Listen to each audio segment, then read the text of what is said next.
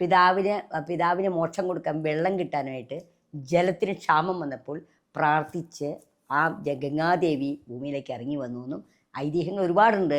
എങ്ങനെ നോക്കിയാലും അക്ഷയതൃതീയ വളരെയധികം ഫലദായകമാണ്. ഇപ്പോൾ സ്വർണം വാങ്ങിക്കുന്നവർ വാങ്ങിച്ചോട്ടെ, നമുക്ക് വിരോധമില്ല. കാരണം സ്വർണം അപ്പോഴും നല്ലതാണല്ലോ. സ്വർണം എന്ന് പറഞ്ഞാൽ ലക്ഷ്മിയാണ്. ലക്ഷ്മിയെ പ്രതിനിധീകരിക്കുന്നതാണ് സ്വർണം വെള്ളിയൊക്കെ വാങ്ങിച്ച് നല്ലതാണ്. അത് നമ്മുടെ സാമ്പത്തിക ശേഷി അനുസരിച്ച് കടം വാങ്ങിച്ചൊന്നും സ്വർണം വാങ്ങിക്കാതിരിക്കുക. വെള്ളി എന്ന് പറഞ്ഞാൽ ശുക്രനെ പ്രതിനിധീകരിക്കുന്നതാണ്. ഇതെല്ലാം വാങ്ങിച്ചു കഴിഞ്ഞാൽ വളരെയധികം നല്ലതാണ്. അക്ഷയതൃതീയ ദിവസം നമ്മൾ ചെയ്യേണ്ടത് തലേ ദിവസം തന്നെ വീടൊക്കെ വൃത്തിയാക്കി, വീടും പരിസരവും പൂജാമുറിയെല്ലാം വൃത്തിയായ വസ്ത്രം ധരിക്കുക. പുതുവസ്ത്രം കിട്ടുകയാണെങ്കിൽ അത് പുതുവസ്ത്രം ധരിക്കുക.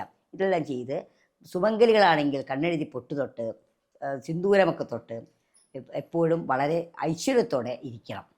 അത് പ്രഭാതത്തിൽ സൂര്യോദയത്തിന് മുമ്പ് കുളി കഴിഞ്ഞ് സൂര്യോദയത്തിൽ കുളിച്ച് വിളക്ക് കത്തിച്ച് 5 തിരിയിട്ട് വിളക്ക് കത്തിച്ച് അതിൽ പുഷ്പങ്ങളൊക്കെ സമർപ്പിച്ച് മഹാലക്ഷ്മി അഷ്ടകം ചൊല്ലുകയും കനകധാരാ സ്തോത്രം ചൊല്ലുകയൊക്കെ ചെയ്താൽ ഐശ്വര്യം, ധനമാണ് എല്ലാവർക്കും വേണ്ടത്. സമ്പത്താണ് നമുക്ക് വേണ്ടത്. സമ്പത്ത് ഉണ്ടാവാനായിട്ട് ഏറ്റവും നല്ലൊരു ദിവസമാണ് അക്ഷയതൃതീയ ദിവസം.